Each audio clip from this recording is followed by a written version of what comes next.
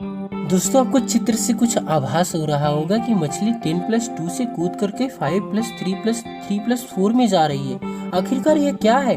दोस्तों स्वागत है आपका अपने YouTube चैनल स्टडी विद उदय में।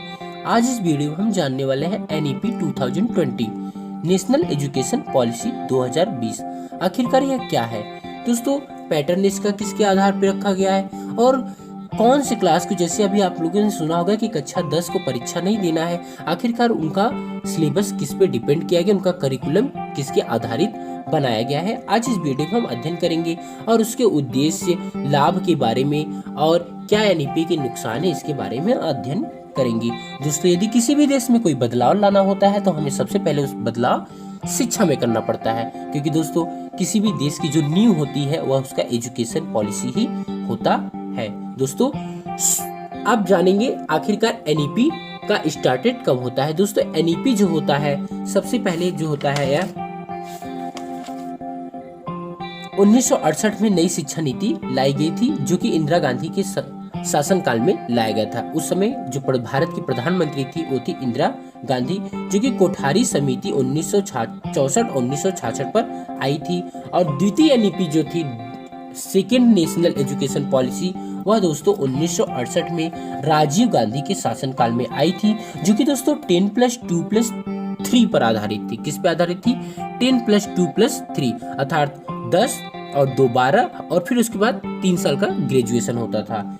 लेकिन दोस्तों जो थर्ड आई नेशनल एजुकेशन पॉलिसी 2020, इस पे जो सुधार किया गया, इसका स्ट्रीम रखा गया है, वो है दोस्तों 5+3+3+4। क्या है 5+3+3+4? दोस्तों आपसे क्वेश्चन रिलेट करके पूछ सकता है कि किस समिति के द्वारा नेशनल एजुकेशन पॉलिसी थर्ड लाई गई। तो यह दोस्तों कस्तूरी रंगन समिति के द्वारा लाया गया है और इसकी अध्यक्षता जो थी प्रधानमंत्री नरेंद्र मोदी जी के द्वारा किया गया है। और साथ ही साथ दोस्तों हम आपको बता दें कि MHRD का नाम अब चेंज हो चुका है। Ministry of human research development का नाम चेंज हो चुका है, अब हो गया है ओनली ऑन एजुकेशन मिनिस्ट्री, जिसे कि हम शिक्षा मंत्रालय बोलते हैं और जिसके अध्यक्ष कौन है? रमेश पोखरियाल निशंक। दोस्तों NEP 2020 को 1 अप्रैल 2022 में भारत में लागू कर दिया गया है। और एक लेटेस्ट अपडेट ये है कि उत्तराखंड भारत का पहला राज्य बना है, जो कि दोस्तों 13 जुलाई को अपने यहाँ पे NEP को लागू कर दिया है। दोस्तों अब यह पैटर्न जो होगा 10+2 पर न होकर के 5+3+3+4 पर होगा। मतलब कि दोस्तों जो आप 12वीं तक की पढ़ाई करते थे वह 12 साल में करते थे, लेकिन अब 12वीं तक की पढ़ाई आप 15 साल में करेंगे।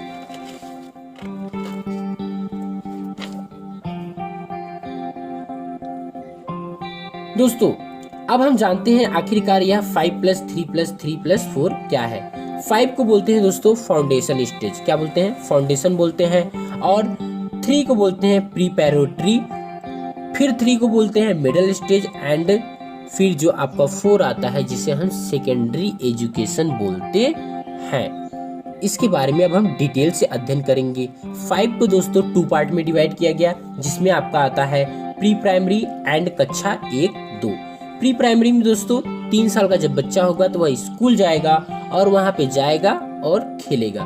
खेल के माध्यम से चीजों को सीखने का प्रयास किया जाएगा, क्योंकि दोस्तों बच्चे जब छोटे होते हैं तो क्या करते हैं? खेलते कूदते हैं, यही सब क्रियाकलाप करते हैं। तो वह स्कूलों में जाकर के खेलेंगे कूदेंगे। इसमें कोई एग्जाम नहीं है और ना ही कोई बुक का लोड दिया जाएगा।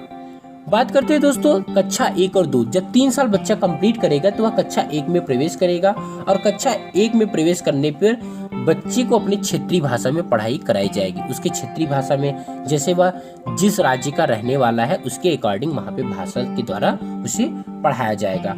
और इसमें भी कोई एग्जाम नहीं है और ना ही बच्चों पे कोई प्रेशर दिया जाएगा। फिर आता है दोस्तों कक्षा 3, 4, 5, जिसे कि दोस्तों हम बोलते हैं प्रीपैरेटरी स्टेज।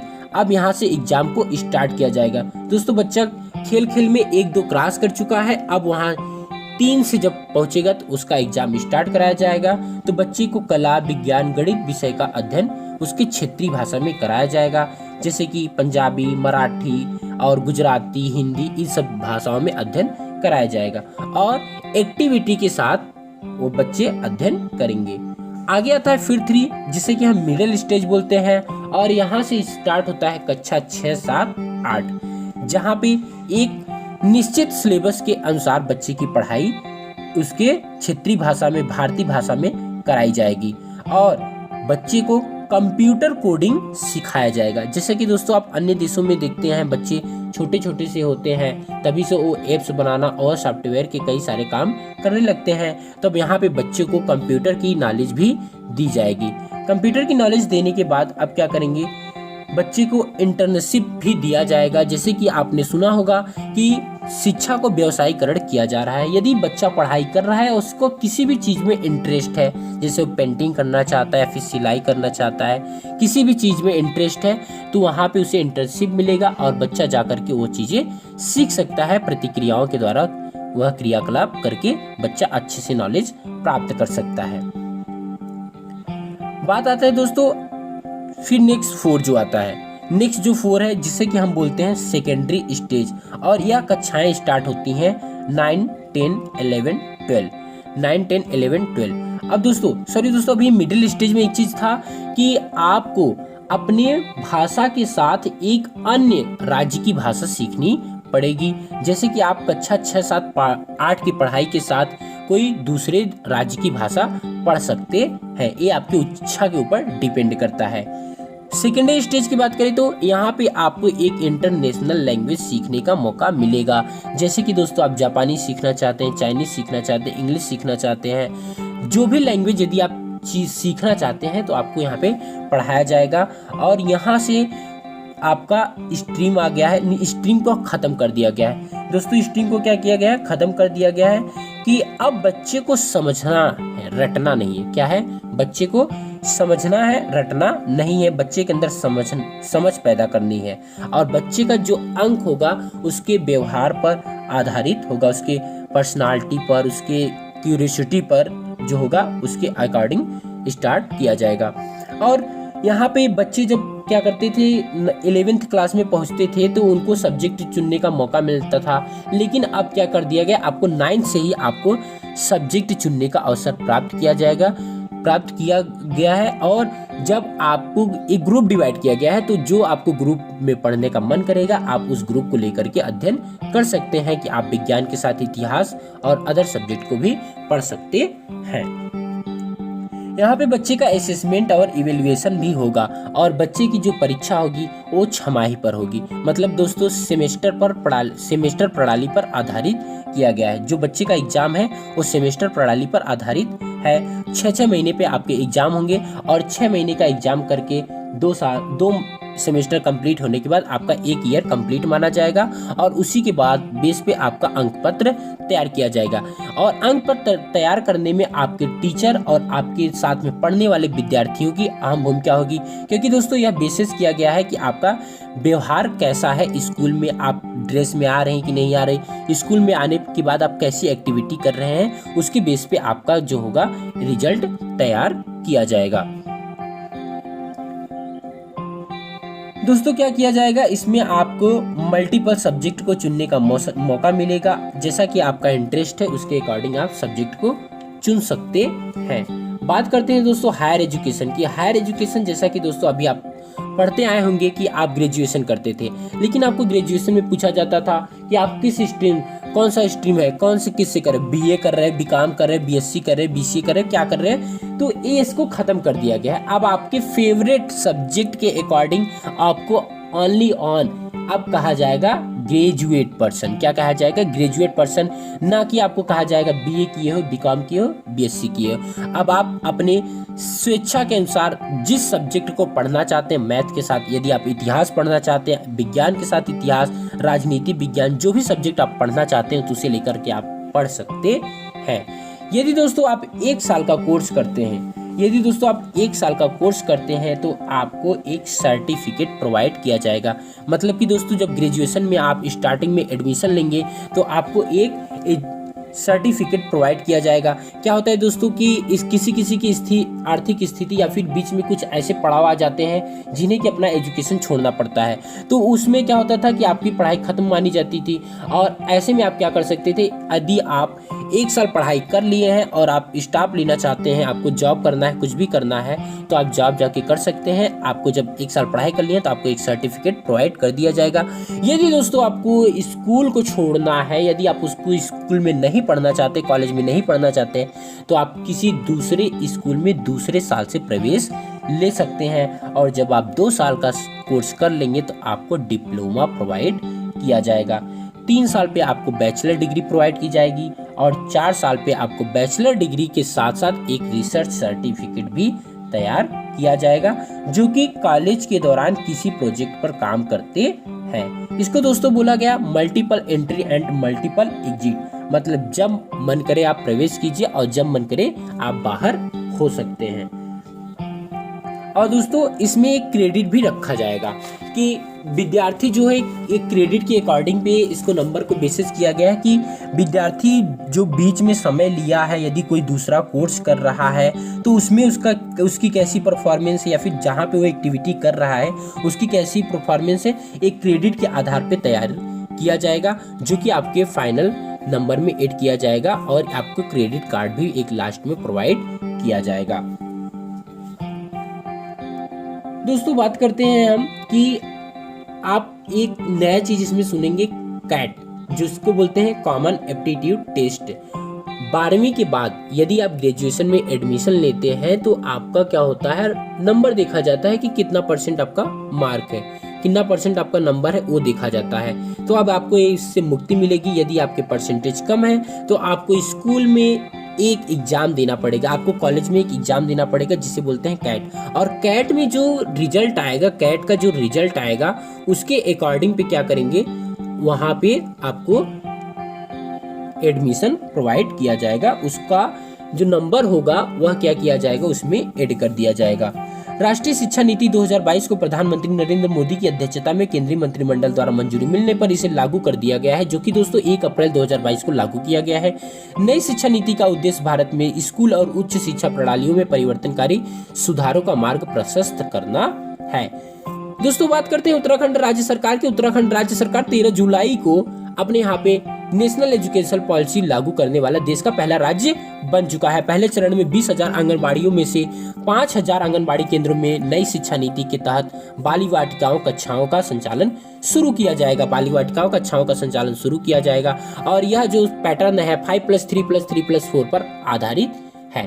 मुख्यमंत्री पुष्कर सिंह धामी ने बाल वाटिकाओं का उद्घाटन किया। देवभूमि उत्तराखंड में मंगलवार से नई शिक्षा नीति को लागू कर दिया गया है। ऐसा करने वाला उत्तराखंड देश का पहला राज्य बन गया है जहां पहली बार स्कूली शिक्षा में प्राइमरी एजुकेशन में नई शिक्षा नीति 2020 को लागू किया गया है। दोस्तों हम बात करते हैं न्यू एजुकेशन पॉलिसी के 10 महत्वपूर्ण बिंदुओं के बारे में। बोर्ड परीक्षाएं मॉड्यूलर रूप से बोर्ड परीक्षाएं जो होंगी मॉड्यूलर रूप से हो सकती हैं। अब बोर्ड परीक्षाओं में रट्टा प्रणाली नहीं करना है, आपको समझ करके अध्ययन करना है। आपको क्या ज्ञान और योग्यता पर आधारित होगी। मल्टीपल एंट्री मल्टीपल एग्जिट में पहले साल के बाद सर्टिफिकेट, दूसरे साल के बाद डिप्लोमा और 3-4 साल के बाद आपको डिग्री दी जाएगी और रिसर्च सर्टिफिकेट भी दिया जाएगा। सभी उच्च शिक्षा संस्थानों, कानूनी और मेडिकल कॉलेजों को छोड़कर एकल नियामक यानी सिंगल रेगुलेटर द्वारा होगी। केंद्र सरकार की नई शिक्षा नीति के तहत निजी और सार्वजनिक उच्च शिक्षा संस्थानों के लिए सामान्य मानदंड अपनाया जाएगा। प्रेस कॉन्फ्रेंस में शिक्षा सचिव अमित खरे ने कहा है कि आज की तारीख तक हमारे पास अलग अलग स्टैंड अलोन संस्थानों के लिए अलग अलग विश्वविद्यालयों, केंद्रीय विद्यालयों के लिए अलग अलग मानदंड है। नई शिक्षा नीति कहती है कि गुणवत्ता के कारण के लिए गए मानदंड सभी के लिए समान होंगे, न कि स्वामित्व के अनुसार। नई शिक्षा नीति के अनुसार विश्वविद्यालयों और उच्च शिक्षा संस्थानों में प्रवेश के लिए आयोजित होने वाली आम प्रवेश परीक्षा होंगी। ये परीक्षाएं NTA यानी नेशनल टेस्टिंग एजेंसी कराएगी। स्कूल पाठ्यक्रम को मेन कॉन्सेप्ट में कम किया जाएगा। इसके साथ नई राष्ट्रीय शिक्षा नीति के तहत कक्षा 6 व्यावसायिक शिक्षा पर एकीकरण किया गया है। जैसे कि दोस्तों मैंने आपको स्टार्टिंग में बताया कि यदि बच्चा किसी भी चीज में इंटरेस्टेड है तो वहां पे जाके वो सीख सकता है, उसे इंटर्नशिप मिलेगा। नई शिक्षा नीति 2035 तक हाई स्कूल के 50% छात्रों के लिए उच्च शिक्षा तक पहुंच का विस्तार करना चाहती है और इससे पहले सार्वभौमिक वयस्क साक्षरता प्राप्त करना है। मंत्रिमंडल ने तय किया है कि सकल घरेलू उत्पाद जीडीपी का लगभग 6% भाग जो होगा यह सार्वजनिक खर्च पर बढ़ाया गया है। और अभी तक जो कि दोस्तों कितना था, 4.43% था। सरकार 2030 तक प्री स्कूल से सेकेंडरी लेवल यानी माध्यमिक स्तर तक 100% ग्रास एनरोलमेंट के अनुपात पर लक्षित करेगी। 5वीं तक की शिक्षा मातृभाषा का एक माध्यम बनाया जाएगा। यही दोस्तों इसका मेन उद्देश्य रखा गया है। दोस्तों अब हम जानते हैं आखिरकार इसके जो नुकसान है वो क्या है। अभी तक दोस्तों यह डिक्लेरिफाइड नहीं हुआ है कि यदि आप सर्टिफिकेट या फिर डिप्लोमा जो कोर्सेज लेके जाएंगे तो आपको किस डिपार्टमेंट में कैसा जॉब मिल सकता है और आप आगे की पढ़ाई करने वाले को क्या वरीयता मिल सकती है। और बात ही रही जो दोस्तों की इंग्लिश को थोड़ा सा कम फोकस किया गया है, तो इंग्लिश को फोकस कम करने का एम जो है ये हमारे देश पे थोड़ा सा बुरा प्रभाव डाल सकता है, क्योंकि दोस्तों भारत में ही ऐसे लोग हैं जो कि इंग्लिश को बोलते हैं लाइक चाइना के कंपेयर में, अदर देशों के कंपेयर में। तो भारत के लोग अन्य देशों में जाकर के अपने जीवन को व्यतीत भी करते हैं और वहाँ पे काम भी कर सकते हैं। लेकिन दोस्तों यहाँ पे क्या किया है, इंग्लिश को थोड़ा सा कम मोटी दिया गया है, और जिसके कारण क्या होगा, बच्चा जो इंग्लिश को इंटरेस्ट नहीं लेगा यदि, तो वह अन्य देशों में जाकर के किसी भी चीज़ को अध्ययन करने में उसे प्रॉब्लम हो सकती है। यही दोस्तों इसकी मेन जो कमी मानी गई थी, यही इंग्लिश ही लेकर के मानी गई थी।